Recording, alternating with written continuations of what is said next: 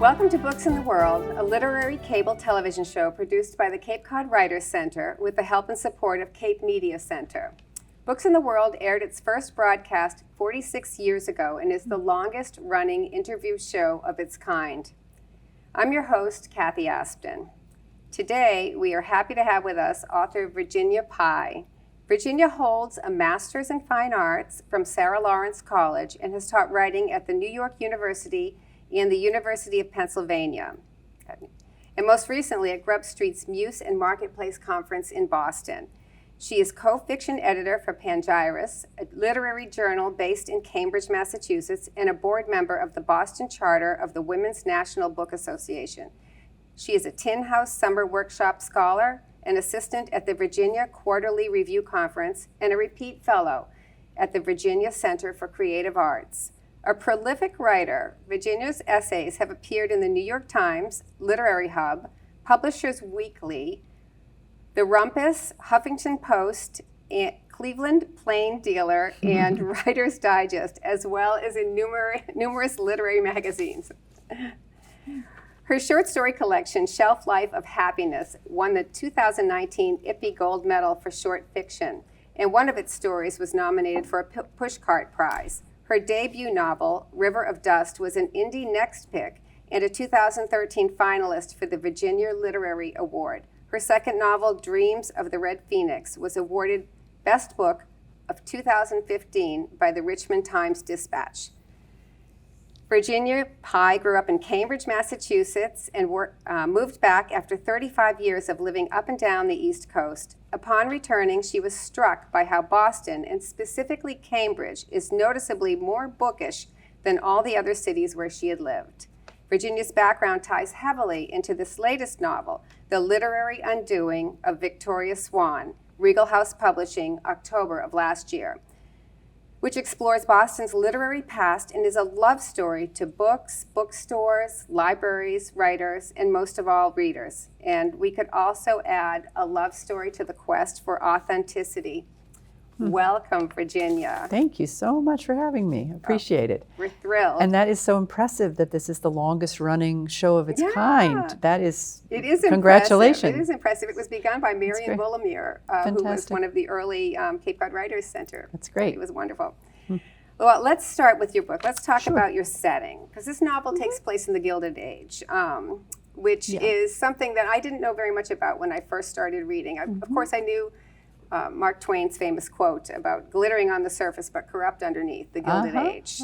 That's a great quote, But what time period is that exactly?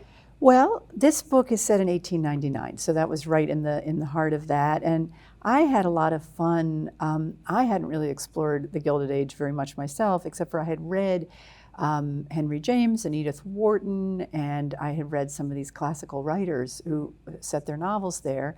I decided to have fun with that era because there's so many sort of tropes from it that are recognizable to us. The way people decorated their homes, particularly the wealthy, we are little things that we all know about the Gilded Age. Potted palms and chinoiserie umbrella holders. That's where potted palms came from? Well, I just mean they were in many homes. It's funny. I think it was something it's just these things, and the clothing, the women's clothing. And I just started to have a lot of fun with that, how to use those kind of features and not overdo it, but play with that. And also in terms of setting, it's really a Boston and Cambridge book, although there's a whole section in the middle that takes place on the coast of Maine, and that's for anybody who's ever loved being by the shore. And so I just had so much fun putting scenes in prominent Boston settings, like the Boston Common and the Boston Athenaeum, and in Cambridge, Cambridge Port back in the day, and Harvard Yard, and just had so much fun, researching a place that I know well, and in a new way to know it. And a new way to know it, exactly. Well, when you take it from the angle of the publishing houses, because the history of Boston publishing, which rivals the New York publishing, which you do add that little piece in this novel about that rivalry between Boston and New York, about whether you're a second-class citizen if you're Boston publishing. Right. But publishing in that day was a whole different a whole Yeah. different aspect than what it is now. Except reading your book, I saw some similarities to today's publishing. Absolutely. Yeah. Well, yeah, I ended up doing a lot of research into the types of books that women readers in particular were reading back in the mid to late 1800s. And I learned about the dime novel, Right, which are these thin little pamphlets that the working class women especially loved and read. It was a time when women were leaving, particularly younger women, were leaving the farms and coming into the cities and working in shops and factories and offices and as domestics. And they were living independently for the first time and in boarding houses with each other. Right. And so they maybe had a little more time on their hands than they would have had they been working on the farm. And less eyes on them. And less eyes on them. And so they took to reading in great numbers, and they read, maybe on the trolley going to and from work and at their lunch hour and in the evenings at the boarding houses. And they read these stories. They were sentimental, they were moralistic, they were meant to instruct the young women to be careful in this day and age. The dangers of men, essentially. Dangers of men. Well, and this marriage whole book is and a fraught bad with marriage. The dangers of men. Yes, it's true. It's true. And it was a balancing act, even for a publishing house, to to balance that what they would consider almost frivolous writing with some of the literary geniuses of the time. Yep. And in fact, what ended up happening right around this time is women's readers and the women writers who were writing the books that the women loved so much became the big sellers. Right. So people like Hawthorne and Melville were selling around 2,000 copies of their books. And some of these women writers were selling in the hundreds of thousands. Wow. So they were actually the cash cows, so to speak, of what the publishing houses were. It allowed publishing to go from being small, family-run companies to actual businesses, and then eventually the corporations that we know today. So there's a lot of parallels, because right now women readers and women writers are what are the money makers for publishing companies. Oh, I was hoping you would say that. I hadn't looked up that statistic. Yeah, no, it's true. It's true. I was hoping you would say that. So let's get right to the protagonist, who is the support of the Thames Royal and Quincy Publishing Company.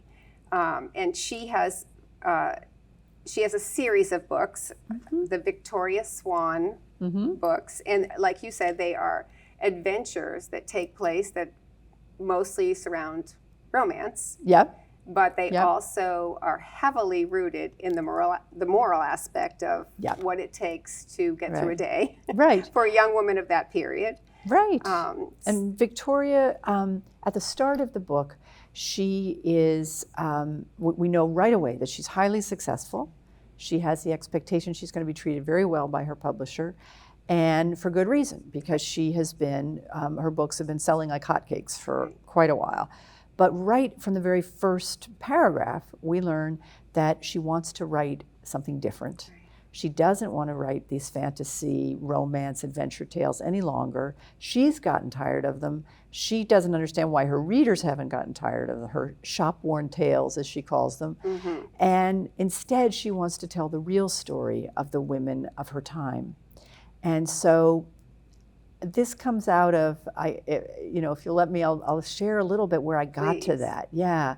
So that contrast between the fantasy in the books and the reality of the lives of the young women who were reading the books really jumped out at me when I was doing the research. And I was reading these dime novels, and in these thin pamphlet stories, they really are silly by our standards.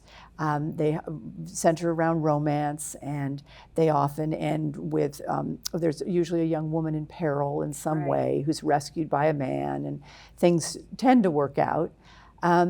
But when you finish reading one of these stories and you turn the page in the dime novels, that's where you see the letters written by actual readers to the authors of the dime novels, asking for help and advice.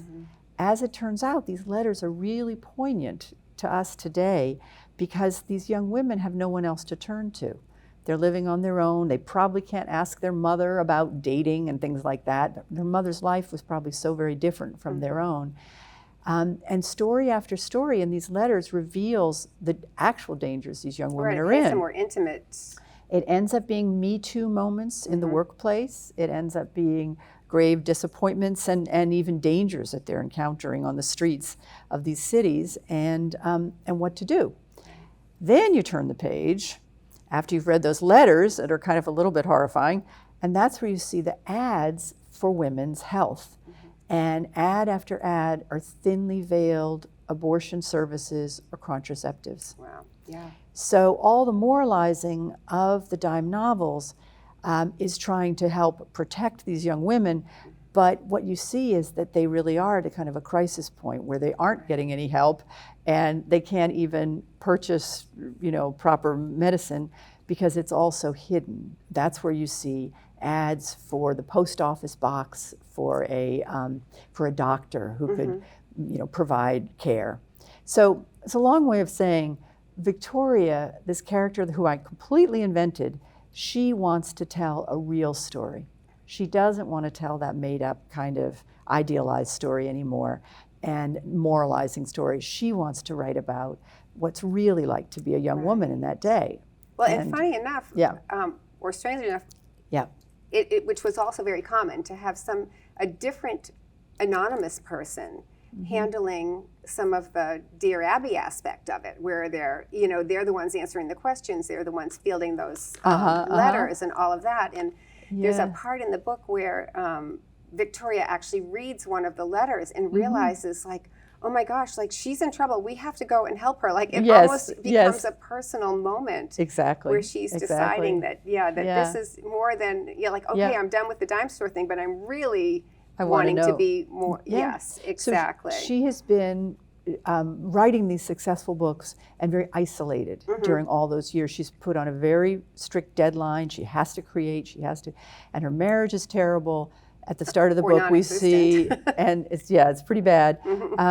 And then she wants, by the end of the book, she knows her readers better. She has actual friends. Things change for her as her voice as a writer changes. Right. And so this was this thing that I wanted to try to convey about art and life, sort of being woven together. Exactly. That here is somebody who, by wanting to write something differently, it upends her whole life and changes everything for her. Well, and there's a lot of strong women characters in this novel. And actually just the authenticity part, to be a woman named Victoria Byrne, she is at that point, her married name. Her maiden name's Meeks. Okay. Her pen name is Swann. Yes, and then her aunt comes in calling her Vicky. No, Yes. when you think about how many lives she's lived, in which life she has to be which person. Yes. I mean, it's a pretty true. substantial tightrope that women walked in those days. Yes, that's true. And they always had to show the face that the men wanted to see. There's that scene that I love where her husband is convincing her to talk one more time in the downstairs, like, speakeasy part of the men's club. Oh, yes. And she's going to, and he's doing it for himself. He's not doing it for her. Right. It's just one more feather in his cap, or one more way to get something he wants. Yep.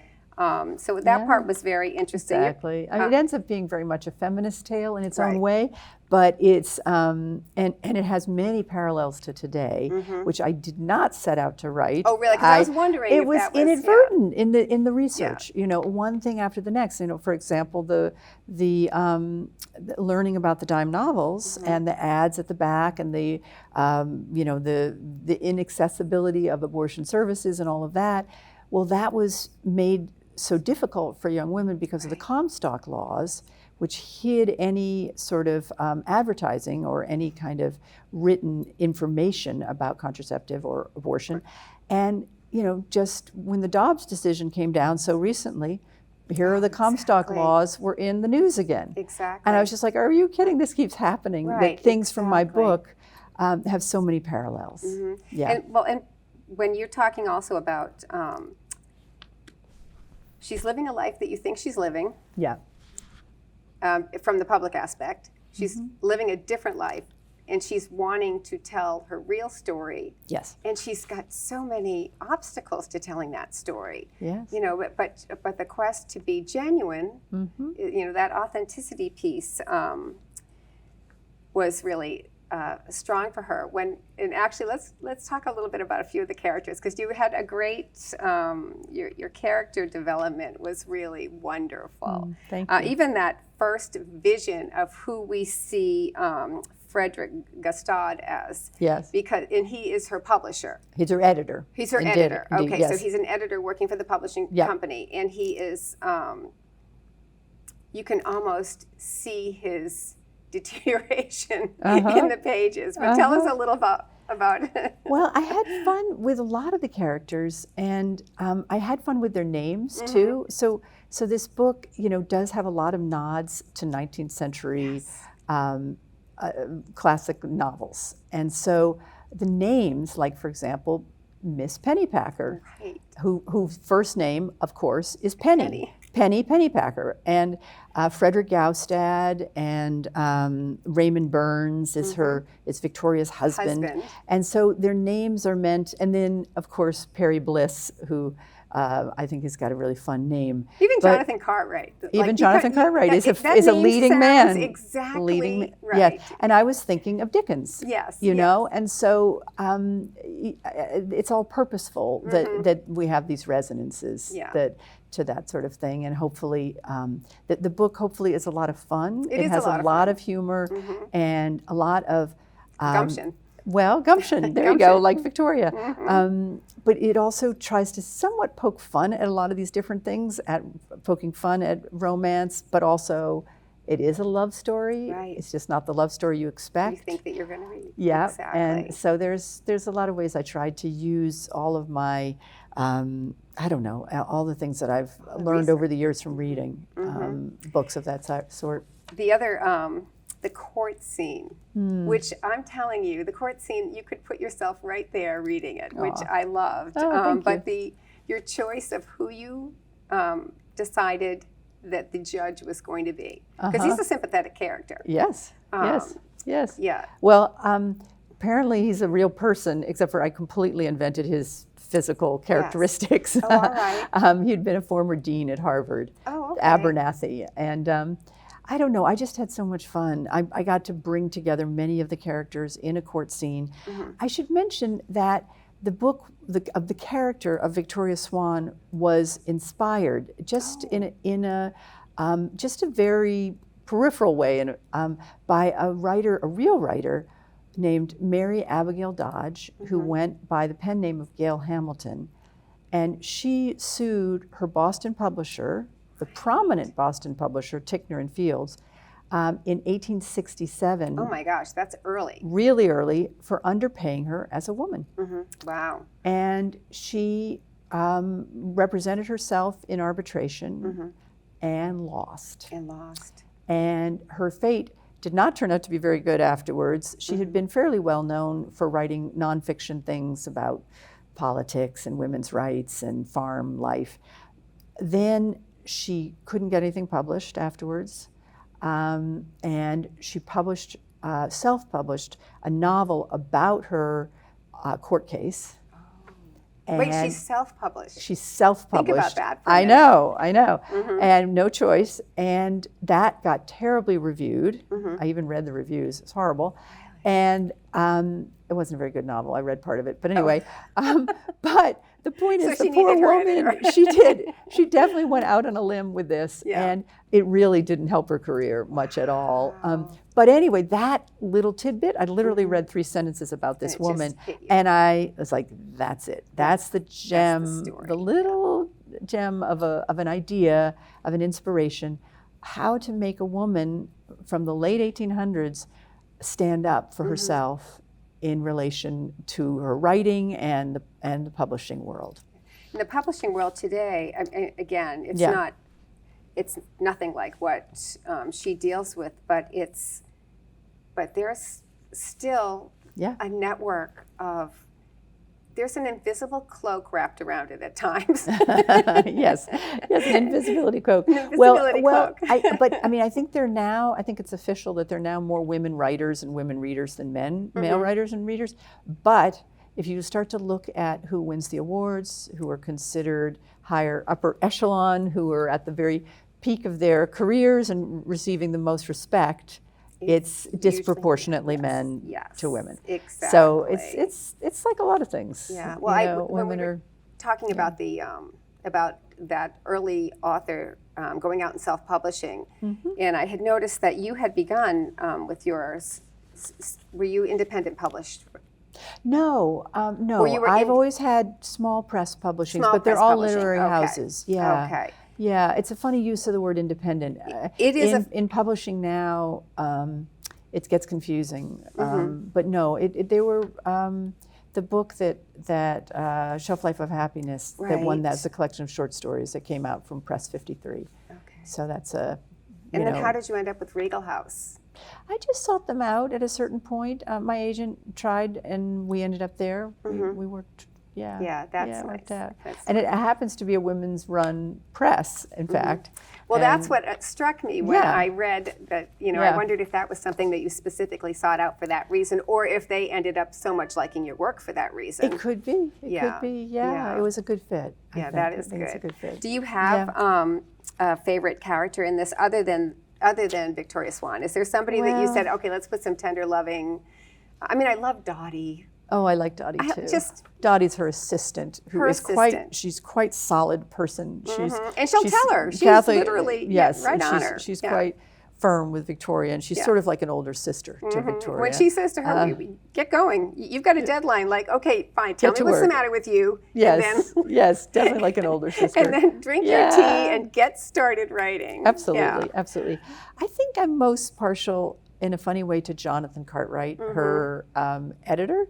And it's because he is so lacking in confidence at the start of the book.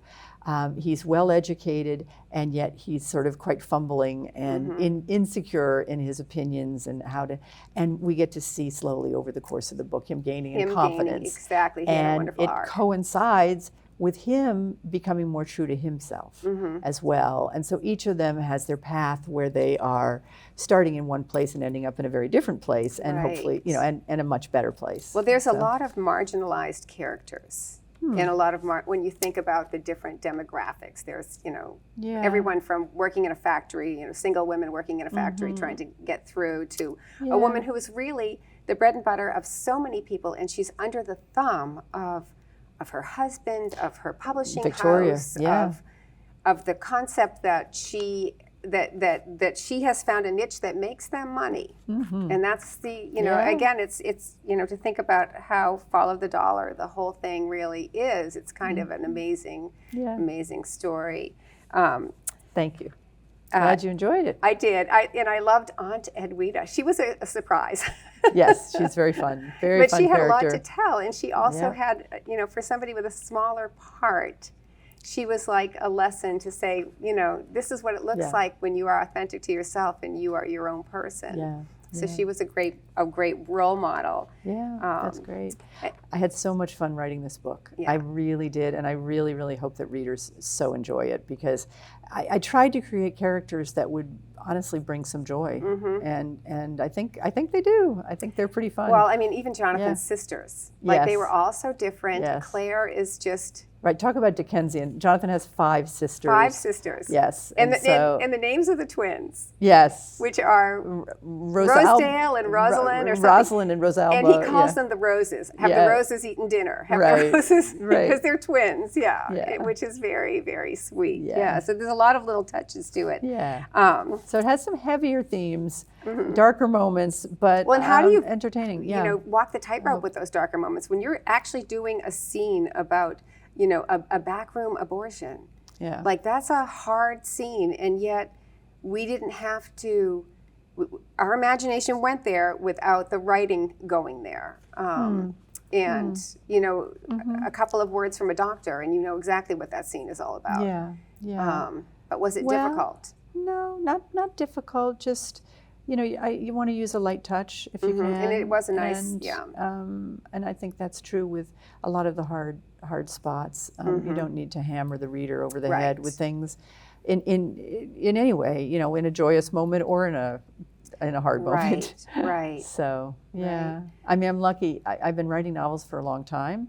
This is probably my 10th or something, only the third one published, but I think it takes a lot of practice, and I think you get better with each book you write. And I think this one I was able to call on the other experiences. Oh, definitely. Yeah. And then did you have a hard time getting at all into the tone and the era of this book as you were writing, or did you feel that was a natural fit for you? I did.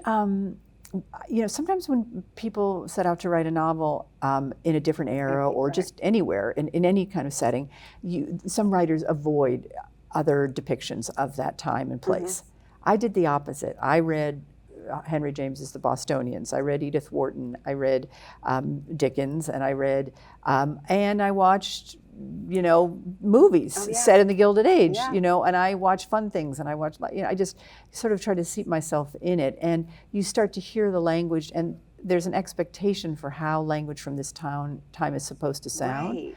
And again, it was good to use a cadence, you sort of. Yeah, and I wanted to use a light touch with that too. You don't want to sound old-fashioned. Right. When my first drafts sounded too teacuppy. Oh yeah. Meaning you sound too precious. You sound, and it's really grating and not enjoyable for the reader at all. So you try to not overdo it. There has to be a fine line. You're right, because I have read works that I've been like, oh, I don't want to be here. Yeah, no, because it's annoying. You don't want to. You have to have enough of our modern language. Where, I can't do this for 90,000 words. Not a chance. No, it was absolutely a great. It was a great combination of really a contemporary writing using a period era. Yes, that's what I was aiming for. So good. Yeah, thank you. Thank you so much. Glad you spotted that, fellow writer. Yay. That's why I don't want to say I'm picky, because I'm not picky, but what I am is I'm observant. I love something that that hits me for certain ways. Yeah, that's great. Well, thank you so much, Virginia, for doing this with us today. Delighted. This was a wonderful, wonderful way to get to know you, and the book is something that I think so many people will love: The Literary Undoing of Victoria Swann.